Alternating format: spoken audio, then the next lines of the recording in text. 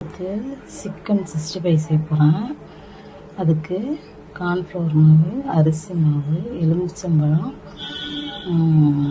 இஞ்சி பூண்டு பேஸ்ட்டு, தயிர், மூணுத்தையும் சிக்கன், கொஞ்சோண்டு கலர் பொடி சேர்த்து பெசரி ஒரு 1/2 மணி நேரம் ஊற வச்சுக்கணும்.